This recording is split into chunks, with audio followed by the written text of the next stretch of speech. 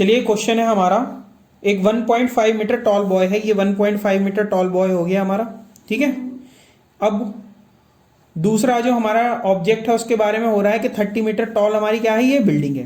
तो a 1.5 metre tall boy is standing at some distance from a 30 metre tall building, ठीक। तो कुछ distance पे एक बच्चा खड़ा है 30 मीटर टॉल बिल्डिंग से, ठीक है। दोनों की हाइट दे दी, एक की 1.5 मीटर, एक की 30 मीटर, ठीक। आगे वो बोल रहा है the angle of elevation from his eyes, यानी कि ये जो बच्चा है इसकी आईज से एक एंगल ऑफ एलिवेशन बन रहा है, किसका, from the top of the building, ठीक है ना, यानी कि बिल्डिंग के टॉप का एंगल जो एलिवेशन बन रहा है वो increases from 30 degree to 60 degree as he walks towards the building. यानी कि ये क्या है, ये 30 डिग्री से किस पे इंक्रीज कर रहा है, 60 डिग्री पे, ठीक। तो यानी कि अगर पहले एंगल ये 30 डिग्री बन रहा था, ठीक, तो अब ये इंक्रीज होके कितना हो गया, 60 डिग्री बन रहा है, ठीक। तो अब ये 60 डिग्री बन रहा है, ठीक है, ठीक। अब दूसरी चीज क्या बोल रहा है, find the distance he walk towards the building, यानी कि ये डिस्टेंस निकालनी है कि जो ये वॉक की, इसने बिल्डिंग की तरफ जाते टाइम जब वॉक किया तो वो डिस्टेंस हमें निकालनी है। मान लिया ये डिस्टेंस हमारी है x, ठीक, इसको हमने x कंसिडर कर लिया, ठीक है। अब मुझे सीधी सी बात बताओ, एंगल ऑफ एलिवेशन हमेशा हॉरिजेंटल लाइन के अकॉर्डिंग बनता है। तो हम इसके लिए क्या करेंगे, एक हॉरिजेंटल लाइन ये ड्रॉ कर लेंगे, ये ड्रॉ कर ली,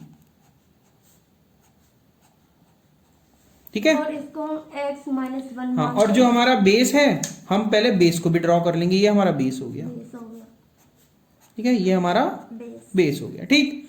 अब बात सारी ये थी, ये हमारी अगर डिस्टेंस x है, ठीक है, हम पूरी के पूरी को y मान लो, भाई पूरी के पूरी को y मान लो, ठीक है, पूरी हो गई तुम्हारी y। तो ये जो इतनी बचेगी ये y माइनस x बचेगी, ठीक है बेटा। ये चलो अब आगे बढ़ते हैं, ये हमारी x हो गई, ये y हो गई, ये y माइनस x हो गई। चलो अब सीधी सी बात, अगर ये x तो ये भी x, और ये y माइनस x हो गई, ठीक, और ये पूरी की पूरी y तो हमारी है ही है, ठीक। अब आगे बढ़ते हैं। अब बात ये है कि हम हमारे जिन जिन एंगल्स में काम होगा उन एंगल्स के नाम लिख लें। भाई ये हो गया हमारा एंगल ए बी सी, ठीक है ना। तो एक तो एंगल ए बी सी में काम होगा, यानी कि जो ट्राइंगल हमें लेना पड़ेगा वो लेना पड़ेगा ए बी और सी, ठीक है ना। और एक ले लेंगे हम ए डी और सी, ठीक है ना। और बाकियों को नाम दे दो, जो भी तुम्हें नाम लेना है, ठीक है ना। इसको ई मान लो, ठीक है, इसको एफ मान लो और इसको मान लो जी, ठीक। ये हमारा हो गया अभी तक का पूरा क्वेश्चन तैयार।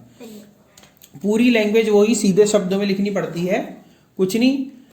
उसने पहली दी 1.5 मीटर टॉल बॉय, ठीक है ना। गिवन सबसे पहले लिखेंगे गिवन, ठीक है, ए बॉय, ठीक है ना। क्वेश्चन में से बन जाती है पूरी लैंग्वेज। गिवन ए बॉय, ठीक है ना, हाइट इक्वल टू 1.5 मीटर, फिर उसका इक्वल टू क्या लिखेंगे, डी ई, है ना। हाँ, फिर उसके बाद बिल्डिंग, ठीक है ना, बिल्डिंग हाइट इक्वल टू 30 मीटर, that is equal to A G, ठीक। फिर तीसरी चीज डिस्प्लेसमेंट, ठीक है ना, from D to B, that is equal to displacement D B equal to X, ठीक है। ये सारा का सारा क्वेश्चन में से ही लिखना पड़ता है, इसमें तुम्हें ज्यादा कुछ रटने की जरूरत नहीं पड़ती। जो जो कर रहे हो अपनी साधारण भाषा में पॉइंट टू पॉइंट लिख दो, ठीक। याद करना है टेबल से जो, हाँ, याद कुछ नहीं करना, सारा अपनी तरफ से लैंग्वेज लिखनी है, ठीक है। इसमें जैसे मैं तुझे इस क्वेश्चन में लिख के दिखा रहा हूं, आगे से याद रखना कैसे लिखते हैं, ठीक है। तो सबसे पहले हमने इसमें क्वेश्चन में क्या लिखा है, गिवन, ठीक है। सबसे पहले तुम्हें दिया क्या गया है, चलो देखते हैं क्या दिया है। गिवन, ठीक है, अ बॉय हाइट, जिसकी हाइट है 1.5 मीटर, 1.5 मीटर, ठीक है। 1.5 मीटर जिसको हमने कंसीडर करा डी ई, ये रहा डी और ई का, ठीक। उसके बाद अ बिल्डिंग हाइट दे रखी है 30 मीटर एजी का 30 मीटर, ये आपकी क्या होगी, that is a ji, A G, ठीक है ना। अब यहाँ पे अब डिस्टेंस लिखना। डिस्प्लेसमेंट, अच्छा डिस्प्लेसमेंट, ठीक है ना, from angle angle of elevation 30 degree to, ठीक है ना, 60 डिग्री, यानी कि 30 डिग्री से 60 डिग्री में तक एंगल जाने में जो डिस्प्लेसमेंट हुआ वो डिस्प्लेसमेंट आपका कितना हुआ, that is your X metre, ठीक है ना। इसकी आपकी कितना हो गया, that is your D B, ठीक है। और आपको नेक्स्ट आपका क्या हो जाएगा, डी सी आपकी कितनी है, डी सी इक्वल टू आपकी वाई है, और आपकी B C Y minus X है। हाँ, बस इतना आप लिख दो, जो जो चीजें तुम्हारे पास हैं पूरी की पूरी फिगर में वो चीजें लिख दो, आगे आपको ज्यादा कुछ करने की जरूरत है नहीं, ठीक है। चलो भाई, अब इस क्वेश्चन को कैसे सॉल्व करेंगे। सबसे पहले हम ट्राइंगल ले लेते हैं, जो भी तुम कहो। सबसे पहले मैं ट्राइंगल ए बी और सी की बात कर लूं, ठीक है। In triangle A B C equals to, ठीक है ना, 60 डिग्री का है ना। हाँ, तो चलो इन ट्राइंगल ए बी सी, ठीक है। अब ए बी सी में आप क्या देख रहे हो, 10 60, ये हो गई तुम्हारी 30 मीटर। अच्छा, अभी तो कई सारी चीजें रह गई इसमें निकालनी, ठीक है भाई। अभी मुझे ये डिस्टेंस भी तो चाहिए कि अगर मैं इस ट्राइंगल में काम कर रहा हूं तो ए सी मुझे चाहिएगी। अब मुझे ये बताओ, ये 1.5 मीटर थी अगर इतनी, डीई और सी जी बराबर है, अगर ये 1.5 मीटर है तो ये भी 1.5 मीटर हो जाएगी, ये भी 1.5 मीटर हो जाएगी, ठीक है। ये 30, ये 1.5, तो ये कितनी बची, 28.5 माइनस कर देंगे। हाँ, तो 30 में से 1.5 गया तो 28.5 बचेगा, तो ये आपकी हुई 28.5 मीटर, ठीक है। ये 28.5, ठीक है, पॉइंट ठीक से समझ लेना। तो दैट इज योर 28.5 मीटर। इसको मैं दूसरे कलर से लिख देता हूं जिससे ये कंफ्यूजन, हाँ, ये 28.5 मीटर हुई, और इसको मैं इस कलर वाले कलर से लगा देता हूँ, ठीक है। ये हो गई हमारी इतनी, ठीक। तो यहाँ पे हमारे 2-3 चीजें रखनी रह गई थी। इन ट्राइंगल एबीसी आपकी एसी कितनी है, 28.5, ठीक। उसके बाद आपकी बीसी है y माइनस एक्स, ये आपकी दे रखी, ठीक है। तो यहाँ पे हम लगाएंगे 1060 इक्वल्स टू, ठीक है ना, आपका होता है परपेंडिकुलर अपॉन बेस, ठीक है ना। परपेंडिकुलर आपका दे रखा है 28.5 मीटर, ठीक है। और बेस आपका जो दे रखा है वो कितना दे रखा है, y माइनस एक्स, ठीक।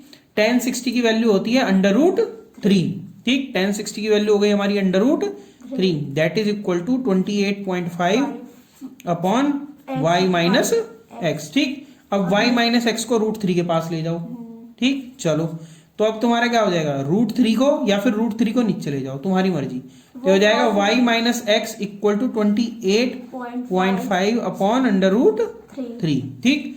अब तुम्हारा आगे का स्टेप नेक्स्ट पेज पे। तो यहाँ पे आपके y minus X equal to हो जाएगा आपका 28.5 अपॉन √3 था। हमें हमेशा रूट को डिवाइड में से हटाना होता है, ठीक है ना। तो √3 से ऊपर मल्टीप्लाई और √3 से नीचे मल्टीप्लाई, तो आपका कितना आ गया, यह आ गया 28.5 मल्टीप्लाई बाय √3 डिवाइड बाई 3, ठीक है ना, ठीक है। अब 3 से 28.5 अगर कट रहा है तो काट लो, ठीक। देखते हैं, हमेशा याद रखो किसी भी डिजिट को अगर 3 से डिवाइड हो रहा है नहीं हो रहा है चेक करना हो तो उनके जो जितनी भी जो कोई नंबर है उनकी सारी डिजिट्स को ऐड कर लो। जैसे 8 + 2 कितना हो गया, 10 + 5 15, 3 के टेबल में आता है। तो ये पूरा का पूरा डिवाइड हो जाए कैसे, 3 9 जा 27 बचा 1 और 3 5 जा 15, तो 9.5 √3 आ गया। तो ये तुम्हारे y माइनस एक्स की वैल्यू आ गई 9.5 9.5√3, ठीक है ना, मीटर। ठीक भाई, अभी तो हमारा आधा काम हुआ है, इसको इक्वेशन नंबर हम मान लेंगे 1। ठीक, अब आगे बढ़ो। अभी इसी फिगर में हम अगर ट्राइंगल ए डी और सी की बात करें, बड़े वाले की, ठीक, तो tan 30 की वैल्यू हो जाएगी वही 28.5 जो परपेंडिकुलर, और बेस आपका पूरा का पूरा y हो जाएगा। हो जाएगा। ठीक है, चलो, तो आपका नेक्स्ट लगेगा tan 30 in triangle A D C, ठीक है ना, आपका हो जाएगा tan 30 equals to base upon perpendicular upon base. Perpendicular आपका वही 28.5 और अपॉन बेस आपका कितना है y। वाई। ठीक, अब tan 30 की वैल्यू 1/√3, ये हो गया आपका 28.5 अपॉन y। ठीक, यहां से y की वैल्यू निकाल लो, तो यहां से y आपका आ गया y इक्वल टू 28.5, ठीक है ना, मल्टीप्लाई बाय √3। नीचे भी करेंगे। नीचे से क्यों करेंगे, अगर नीचे होता है तब ऊपर नीचे करते हैं। ठीक है, तो ये y की वैल्यू निकल गई, इसे 2 मान लो, ये हो गया। बाई 1 एंड 2, हमें तो x निकालना ना, बाई 1 एंड 2। ठीक है, तो 1 और 2 से आपके y माइनस एक्स, यानी कि y की वैल्यू अगर 1 में रखेंगे यहाँ पे, y minus X equal to 9.5√3, तो y की वैल्यू हमने रखी 28.5√3 माइनस एक्स इक्वल्स टू 9.5, ठीक है ना, √3। ठीक है, x को इधर ले जाओ और इसको इधर ले आओ, x को तो हम इधर ले गए और इसको हम इधर ले गए, तो ये हो गया 28.5√3, ठीक है ना, माइनस का 9.5√3 इक्वल टू x हो गया। तो यहां से x की वैल्यू आपकी क्या निकल के आई, 5 में से 5 गए बची 0, और 18 में से 9 गए बचे 9, ठीक है ना, और यहाँ बचा 1, तो 19.0√3, और यही तुम्हारा रिक्वायर्ड आंसर। ठीक है, तो क्या आ गया 19√3। यही तुम्हारा डिस्प्लेसमेंट था जो हमने क्वेश्चन की स्टार्टिंग में कंसीडर किया था। ठीक है, यही डिस्प्लेसमेंट था जो हमने क्वेश्चन की स्टार्टिंग में डिस्कस किया था। ये रहा x, कि भाई अगर d से b पे जो 30 डिग्री से 60 डिग्री पे अगर जा रहा है तो कितना डिस्प्लेसमेंट हो रहा है। ठीक है ना, तो ये क्वेश्चन हमारा हो गया कंप्लीट। भाई इस वाले क्वेश्चन में ये दिया है, एक स्टैचू है 1.6 मीटर टॉल, ये स्टैंड कर रहा है at on the top of a pedestal. भाई पेडिस्टल बेसिकली हमारा होता है क्या है, एक ऐसा स्टैंड होता है जिसके ऊपर हम किसी स्टैचू को खड़ा कर सके। ठीक है ना, तो भाई हमने ये पेडिस्टल बना लिया, ठीक है, लेकिन हमें पेडिस्टल की परपेंडिकुलर हाइट से मतलब होता है, हमें पेडिस्टल से कोई मतलब नहीं। तो इसकी परपेंडिकुलर हाइट हमने TQ मान ली, और इसी के ऊपर हमने एक ST स्टैचू खड़ा कर दिया। ठीक, आगे बात क्या बोल रहा है, the angle of elevation of the top of the statue 60 degree है, and from the same point the angle of elevation of the top of the pedestal is 45 degree. Find the height of the pedestal. अब ये जो particular बोल रहा है, कोई भी point एक ग्राउंड पे हमने ले लिया, सपोज करो ये हमारा पॉइंट क्या हो गया P, ठीक है ना, ये P हमने ग्राउंड पे पॉइंट ले लिया। उसने बोला कि भाई एक तो स्टैच्यू के टॉप का एंगल ऑफ एलिवेशन की बात कर रहा है वो, ठीक, और दूसरी एंगल ऑफ एलिवेशन की बात कर रहा है जो पेडिस्टल का टॉप है उसकी। भाई टॉप हमारा ये हो गया सपोज करो पेडिस्टल का, और ये बन गया, ठीक है ना, ये हमारे पेडिस्टल का टॉप हो गया। इन दोनों के एंगल ऑफ एलिवेशन की बात कर रहा है, ये वाला तो उसने 60 डिग्री दे दिया। अब जो ये जितने भी एंगल ऑफ एलिवेशन बनता है वो हमारी हॉरिजॉन्टल लाइन के साथ बनता हो। ठीक, चलो, तो ये एंगल हमारा कितना हो गया, ये हो गया हमारा 60 डिग्री दे रखा है उसने, स्टैच्यू के साथ बनाता है 60 डिग्री का, और जो आपका टॉप है किसका, पेडिस्टल का, उसके साथ बनाता है 45 डिग्री का, ठीक है ना, 45 डिग्री का। Find the height of the pedestal, तो हमें इस पेडिस्टल की हाइट निकालनी है। मान लिया h हाइट है पेडिस्टल की, ठीक है, तो पेडिस्टल की हाइट आपकी h है। ठीक, इसके अलावा आपको केवल और केवल स्टैच्यू की हाइट दी है, दैट इज 1.6 मीटर।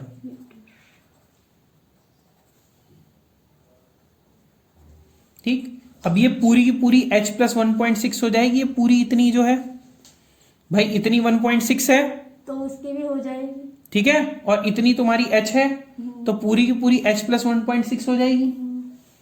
तो पूरी की पूरी होगी तुम्हारी h प्लस 1.6 मीटर। माइनस क्यों आएगा बेटा? प्लस आएगा।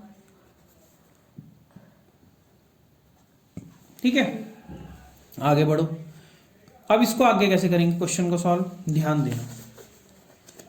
अब इस क्वेश्चन को सॉल्व करने के लिए वही पिछला तरीका, सबसे पहले इस छोटे वाले ट्रायंगल में बात कर लें, मतलब ये वाले हाँ। क्योंकि भाई देखो हमारे पास दो ही ट्रायंगल बन रहे हैं, एक तो पी टी क्यू बन रहा है और एक पी एस क्यू बन रहा है ना।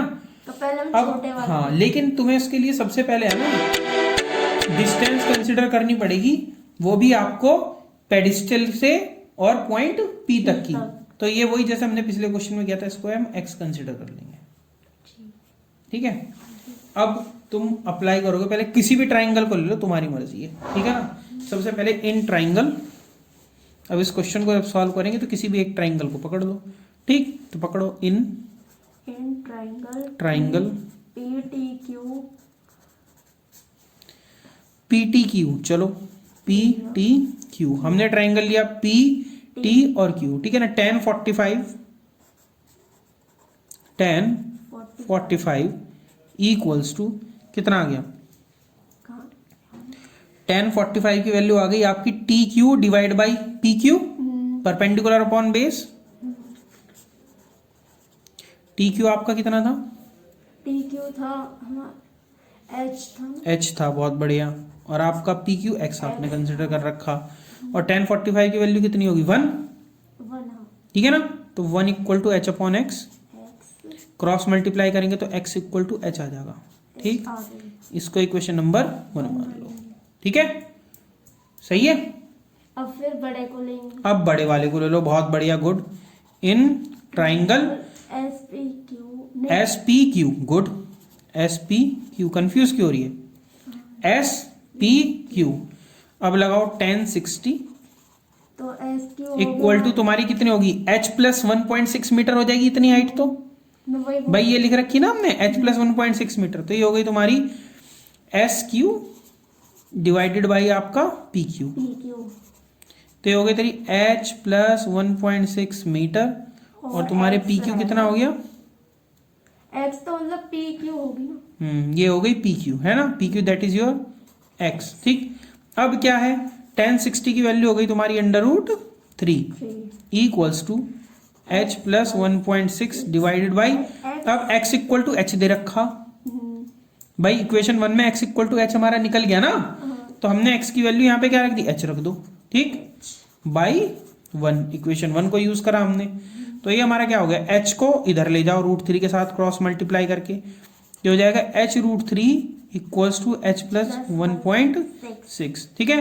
तो अब यहाँ पे क्या करो? h को इधर ले आओ इसके पास, h √3 माइनस का h equal to 1.6, h common ले लो, तो ये हो जाएगा √3 माइनस 1 इक्वल टू 1.6, ठीक है।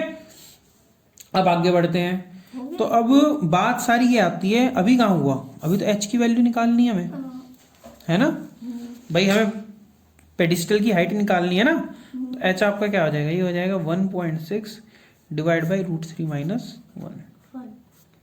अब मैंने कई बार बताया कि जो रूट वाली क्वांटिटी होती है उसे हम कभी भी नीचे नहीं रखते, ठीक है ना। तो अब उसके कॉन्जुगेट से ऊपर नीचे गुणा, तो ये हो गया √3 प्लस 1 से ऊपर और √3 प्लस 1 से नीचे कर लो मल्टीप्लाई, ठीक। तो ये क्या हो जाएगा?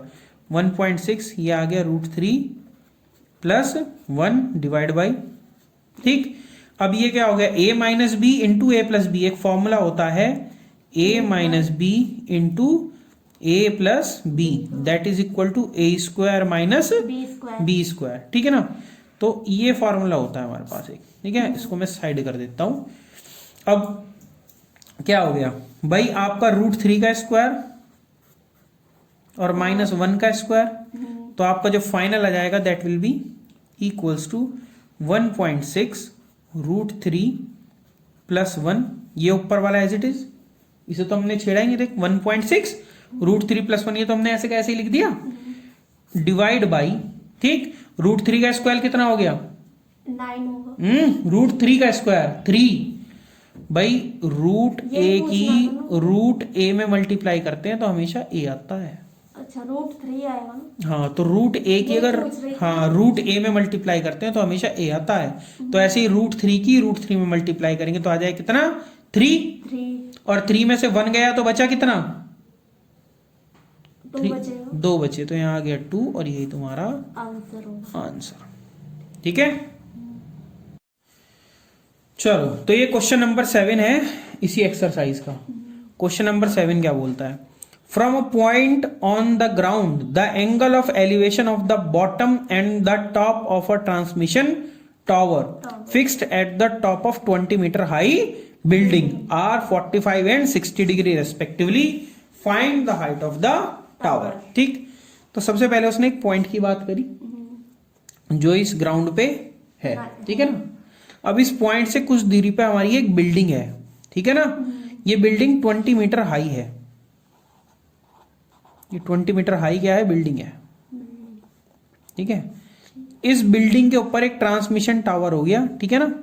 ये आपका ट्रांसमिशन टावर हो गया। ठीक है जिसे हमने बोल दिया टी और इसको बोल दिया हमने यू। ठीक है ना। ये आपके ट्रांसमिशन टावर हो गया। ठीक है। अब इस ट्रांसमिशन टावर का इस पॉइंट से एंगल ऑफ एलिवेशन वो दे रहा है बॉटम का और टॉप का। ठीक है ना। जो बोल रहा है 45 डिग्री और 60 डिग्री है। ठीक तो अगर ये एंगल हमारा 45 डिग्री है और वो बनेगा तो दूसरा एंगल हमारा ये हो जाएगा 60 डिग्री। 60 डिग्री का। तो इसको दोनों हमने को बोल मिला दिया के ना? 60 दोनों को मिला के नहीं। उसने बोला एक एंगल 45 डिग्री का है और एक एंगल 60 डिग्री का है। ठीक है ना। लेकिन ये एंगल किस किस के हैं भाई टॉप के और बॉटम के ट्रांसमिशन टावर के। ठीक अब इसके बाद हमें नेक्स्ट आगे क्या बढ़ना है। अब हमारा जो नेक्स्ट टारगेट है वो ये है कि हमें निकालनी है हाइट ऑफ द टावर। ये जो टावर दिया ना टीयू ये टीयू ही तो निकालनी है हमें। भाई यही हाइट हमने एच मान ली सपोज करो। ठीक है तो इसी एच को निकालना है बस ये हमारा काम है। ठीक अब पंगा हमारे पास क्या है। पंगा हमारे पास ये है हमें ये नहीं पता कि इससे इस बिल्डिंग तक की दूरी कितनी है। ठीक है ना। अगर मैं इसको x मान लूं नहीं बेटा हमें निकालनी है ये वाली हाइट ट्रांसमिशन टावर की। Find the height of the tower. Tower क्या है ट्रांसमिशन टावर की हाइट निकालनी है हमें तो। पर उसके लिए हम हेल्प लेंगे किसकी जो ये बेस डिस्टेंस है उसकी हेल्प लेंगे। ठीक सबसे पहले आप लगाएंगे फॉर्मूला tan 45। फॉर्मूला रहेगा तुम्हारा सबसे पहले गिवन वगैरह के लिख लेगी सारी चीज पिछले क्वेश्चन में बताया था। ठीक है क्या क्या दिया गया है और क्या निकालना है। हाँ तो अब आपको निकालने से पहले tan 45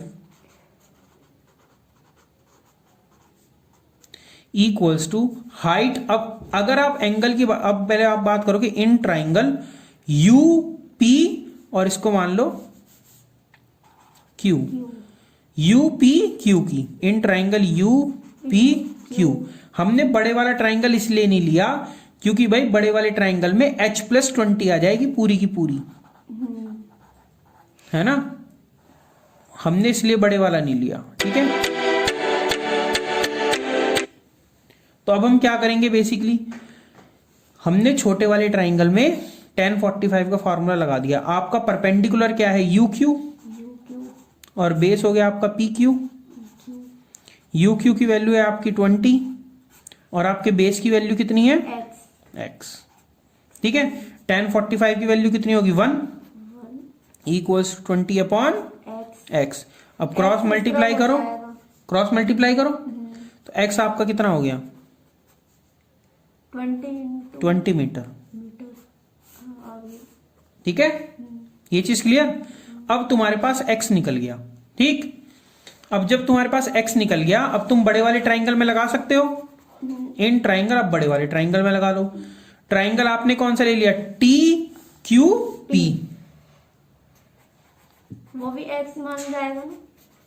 हाँ tan आपने किसकी वैल्यू निकालोगे 60 की। 60 डिग्री tan 60 की वैल्यू आपकी क्या हो गई भाई पूरी हाइट लेंगे है ना that is T Q 1 divided by P Q. ठीक है ना। तो अब तेरा टी क्यू कितना था h+20 पी क्यू था तुम्हारा x। चलो x की वैल्यू हम अगले स्टेप में रखेंगे, ठीक है ना भाई। tan 60 की वैल्यू कितनी आ गई तेरी? 1/√3। 1/√3 या √3, √3। ठीक है, इक्वल टू तेरा हो गया h+20 और x की वैल्यू है तुमने ऊपर इक्वेशन नंबर 1 में निकाली, दैट इज योर 20 मीटर, ठीक है ना। ये बाई इक्वेशन 1। अब इस बचे हुए क्वेश्चन को कहे तो यहां पे साइड में कर दूं, इधर की तरफ कर दूं, ठीक है। हम इतनी जगह में कर देते हैं इस बचे हुए क्वेश्चन को, ठीक। अब यहीं से ही देखो, ठीक है, क्रॉस मल्टीप्लाई करो तो ये हो जाएगा 20√3